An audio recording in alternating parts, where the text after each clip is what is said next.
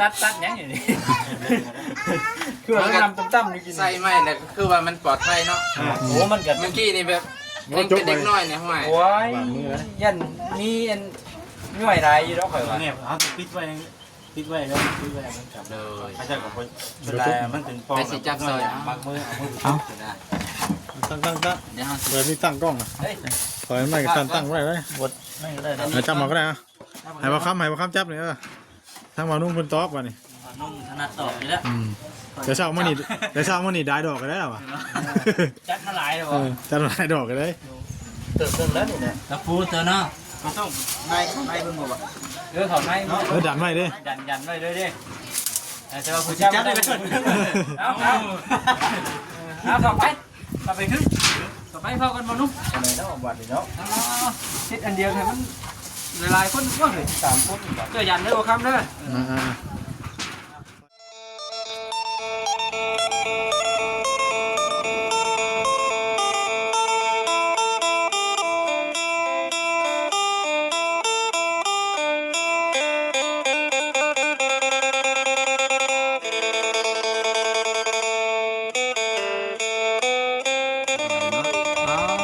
สร้างเพิ่น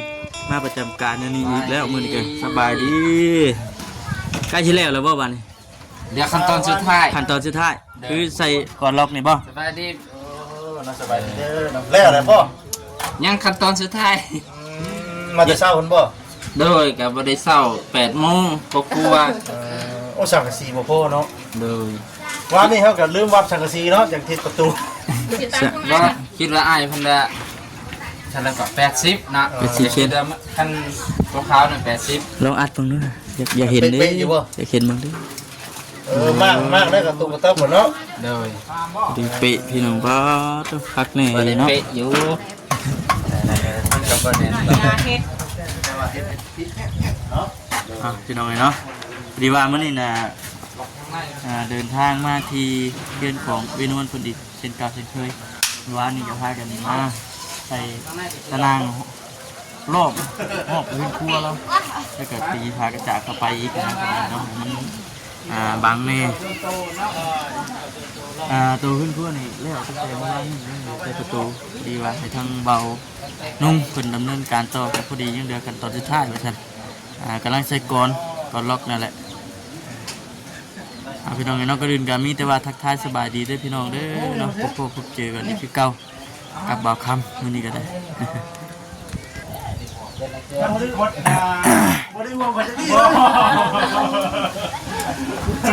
เหยียบได้บ่เหยียบได้ตัวปู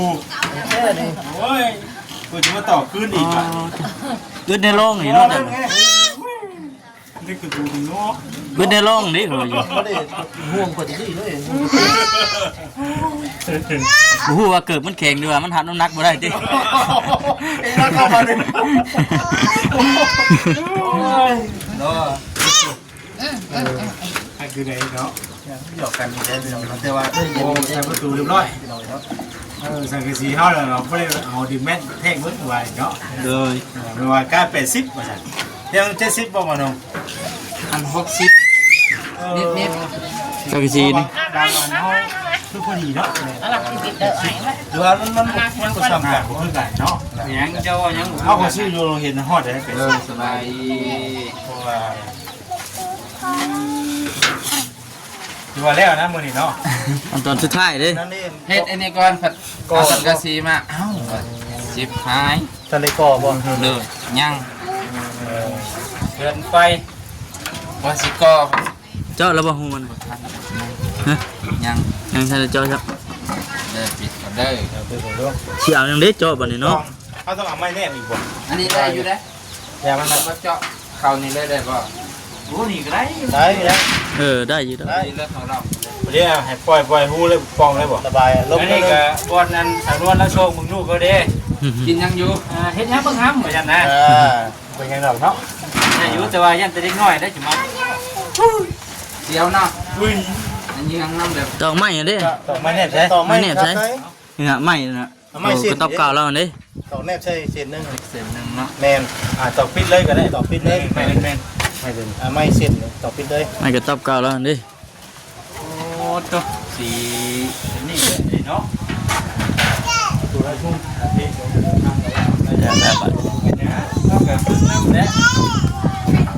างดีเนาะ เยอะไว้ประมาณนี้นะ ประตูอย่างดีเนาะ ไปทั้งสาวนวลบันส่วนเด้อสบายอ้อสบายอ้อแต่ว่ายังไง สบายดีที่กัน บอกแม่นบ่ คิดว่า อ้อเป็นว่าดีเนาะและนั่นเลยอ๋อเขาก็ลืมกดตัวนี้กดไว้กัน ในโลกรายมื้อรายเดือนพี่น้องเนาะบ่ได้มาทั้งนี้มามื้อนี้เพื่อนก็แล้วเพื่อนไผก็แล้ว มีแต่ได้หมดเลย มีแต่แล้วอย่างเดียว เลยป่ะ จริงๆก็ให้มาดูดูได้เลย มาดูบ่ รู้บ่ ให้มาเรื่อยๆว่าเพื่อนแรกก็ให้มาเรื่อยๆเด้ เรื่อย เออ เพื่อนแล้วยันบ่เรื่อยแล้วบัดยันบ่ได้มาเรื่อย เว้ยนั่นดูดิ ผมมาดูก็ยังบ่เห็นเจ้าของเพื่อนอยู่มาตอนเช้าเอ้าบ่เห็นอีกแล้ว เฮ้เรามาเฮ็ดประตูปอกๆผู้เดียวบ่ แม่น ยังคิดได้ก็มาจับไม่ช่อยยังดีเนาะบ่นุ่งเนาะ มานั่งเป็นกำลังใจกันยังดี180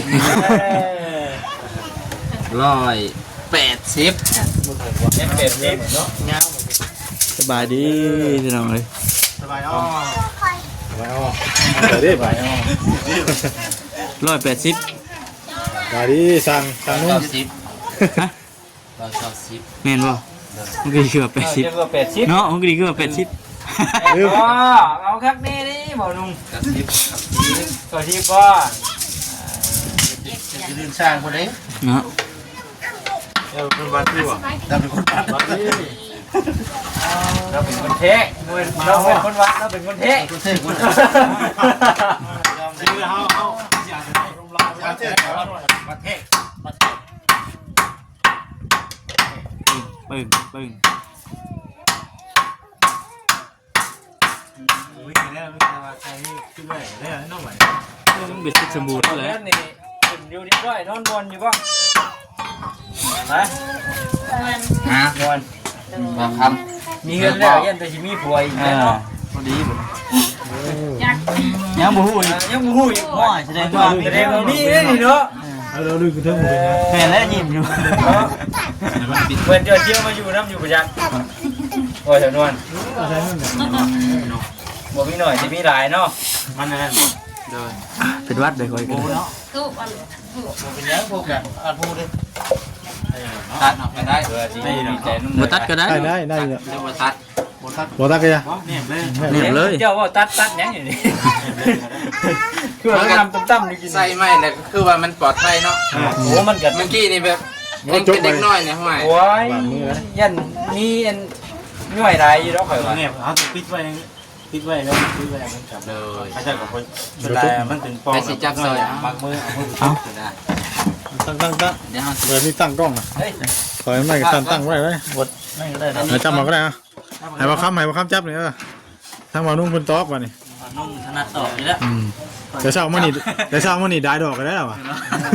จัดมาหลายเลย จะได้ดอกกันได้ เติมแล้วนี่นะ กระปูตัวเนาะ ก็ต้องในเพิ่งบอก เรื่องถอนไม้เนาะ ดันไว้ดิ ยันไว้เลยดิแต่ว่าผู้ชายได้เอาต่อไปขึ้นต่อไปเข้ากันมานุ่มอะไรแล้ววัดเนาะเช็ดอันเดียวให้มันหลายคนก็เลย3คนเจอยันเลยโอ้คำเด้อ ซอยกันแล้วเนาะ เดี๋ยว สามคือพลัง อัดเป็นอีกบ่โอเค โอเคเจ้ายาวัดมันโปรตีนน้อยกว่านะ ทั้งลุมกันว่า ทั้งรุ่มทั้งนี้โอ้นุ่มมือตู้ดิบ่ตู้ยับกันอีกบ่ซ่อนๆกันแท้หมดโอเค เป็นชีสูงก็ได้สูงมุด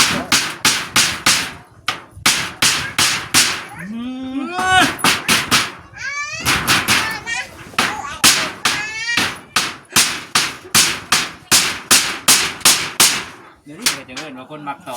เนาะจำตับเลยเราเห็ด หมักจับบ่ มักจับ หมักจับหมักบายบ่ แม่ กลางเด้อกลางว่า แม่ดี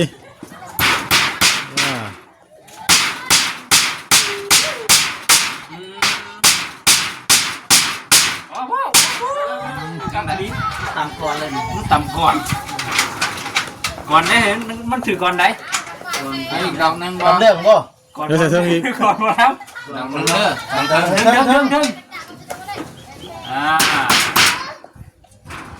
ยอยู่ก่อนงับ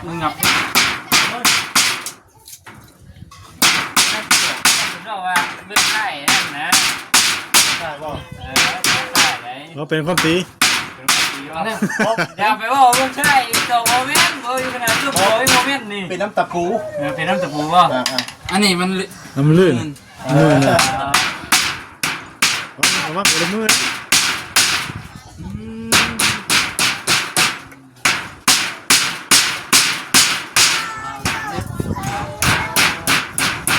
ผมเริ่มเอาอีเล่มนึงใส่เอาเลยแน่นได้เหมือนเนาะ มึงอยู่ทางในหูสิหนวกนะ โอเคแบบนี้ขอบใจบอลเคย ขัดดีเนาะ ทางในกับใส่บ่อันนี้ ไหน สิมาใส่กับใส่เบิดเลยเนาะ จะใส่ก็ น้ำมันครบสูตร ไม่ใช่ก็ได้เลยนะถ่ายรถ ยันว่าลูกเพิ่นจับบ่ถนัดมือไปจับสังกะสี ใส่แต่ทางนอกได้เลยนี่ทางในคนหลายคนจับอยู่นี่ เห็นบ่ โมใช่ก็ยังนะใช่ลายอันนั้นที่เป็นที่ละ ใช่ตรงนี้นะ เบอร์หนึ่งเลยนะนี่กัน คนใช่นะและ เบอร์หนึ่งแล้วตอนนี้ก็ได้ คิดเลยนะพี่น้องมีคนจับ นั่นแล้วบ้านพี่น้องเนาะ เขาเบิ้งเดี๋ยวเจ้าสิเปลี่ยนใจเลย โอ้ดีจังเนาะโอ้ขับกันมาซีพวกนี้นะ บนเพิ่นดังเพิ่นดังไพ่เด้ ไฟใหม่กระจ่างแล้ว แล้วสาวนวลเราเลื่อนแล้วกันยาวอันว่ามันอยู่น้ำเรา โอ้ มีอะไร จองไว้แล้วเนาะ จองไว้แล้วมาตาไว้ได้ ตา แน่เลยเนาะ คืนนี้ก็เที่ยวมาอยู่หรอ หัว เม่นดีวะน่ะ จับไฟเหรอ น่า จะเข้ามาขายส่ง รู้แบบเปิดมาเอิญนะจะคลาย เพื่อนแล้วบัดมีแต่ผูมาบัด เนาะมีผู้ยิ่งเสียงผู้ชายลูกความได้หน่อย ได้ อ้าวบาทนี่ ลูกเคย เรียบร้อยบาทนี่ เว้นว่าลูกหาพ่อแน่น่ะลูกหาพ่อแน่เว้นป่ะ เนาะ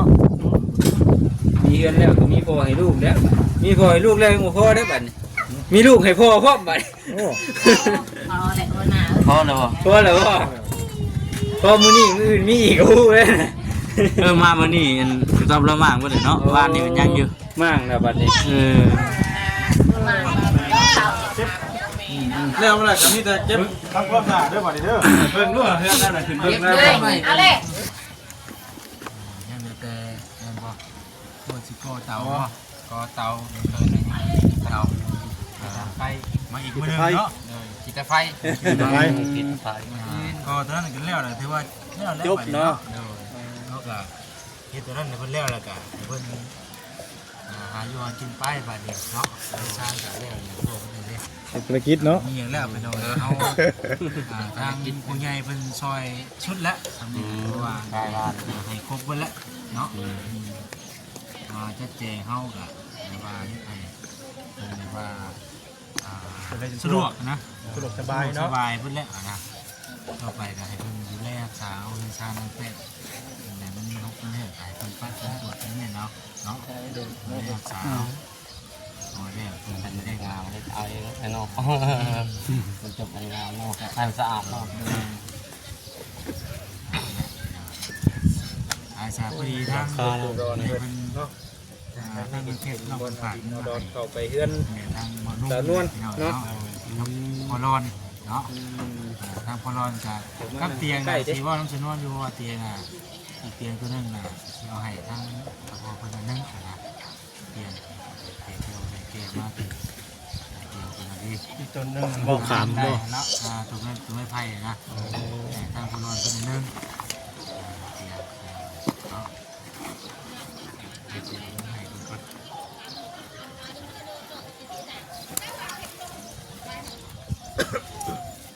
อยากก็ไปนั่งใกล้ทีนี้เนาะโอ้ยมาสิไปรอรีดให้ก็ได้มาจะได้อยากแกะนับกันนะว่าแซน อาชันว่า เดี๋ยวนั้นก็ได้อยู่นะเข้าไปจะรอรีดบอสลี่เรียกรีดออกมา นั่งใกล้ก่อนเพิ่นเราเห็นนี่เหมือนอยากนั่งใกล้เลยนะ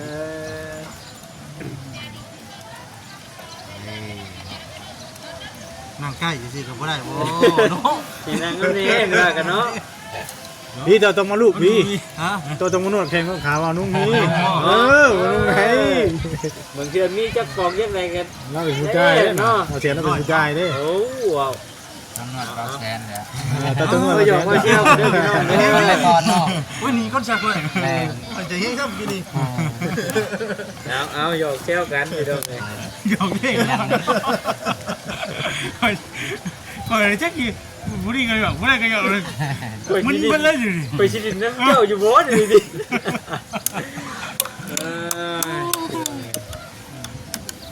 แต่เขาอยู่ได้เนี่ยเขาต้องดูมันคือว่านุ่ง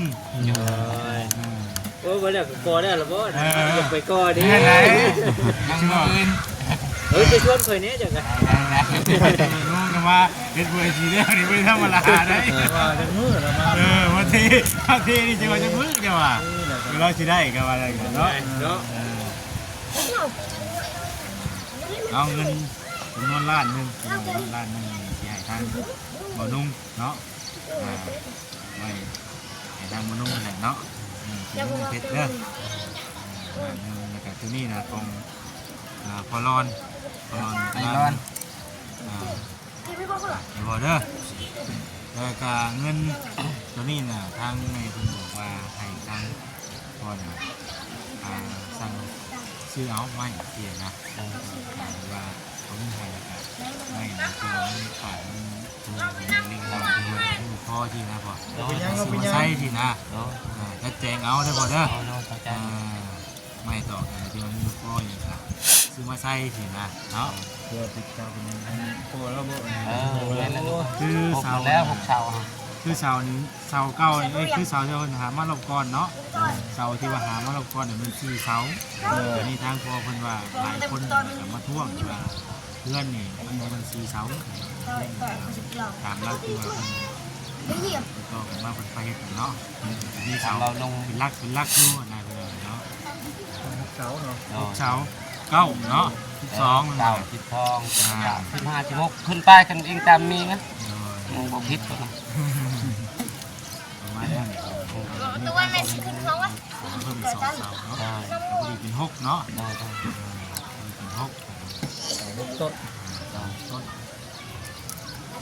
ประมาณนี้แหละนี่ ใช่เพิ่นมาอยู่บ่ บอกให้มันไปน้ำง่วง นางงัวเนาะ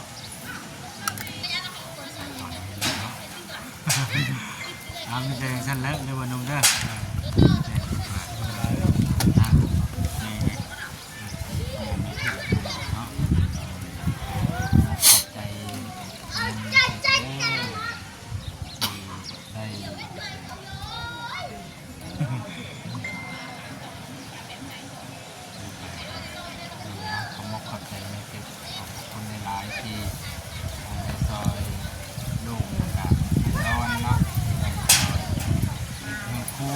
เขาเป็นนวลว่าใครไม่รักเพิ่มเติมก็ไปรักเจ็บอยู่ดีไม่แห้งสุขภาพแห้งเจ็บอยู่ใดใครยังมีทำมาค้าขายกิจการใดขอให้เตาจะเลิกไปทางหน้าลูกขอให้หันความยืนเป็นโปรไซของร้านเป็นที่เป็นของลูกของร้านตลอดไปด้วยแม่เด้อ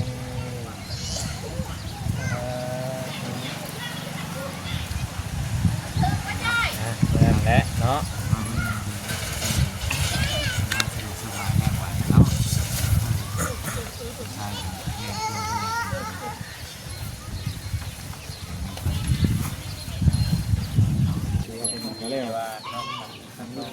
ว่าเรียบร้อยแล้วพี่น้องเนาะวันนี้ยังเหลือแต่อันอีกขั้นตอนหนึ่งก็คือเฮ็ดเตาขี้ไผ่พี่น้องเนาะทางมนุษย์คนสิดำเนินต่อตัวนะเอาคลิปนี้ก็จะจบคลิปก่อนพี่น้องเนาะสบายดี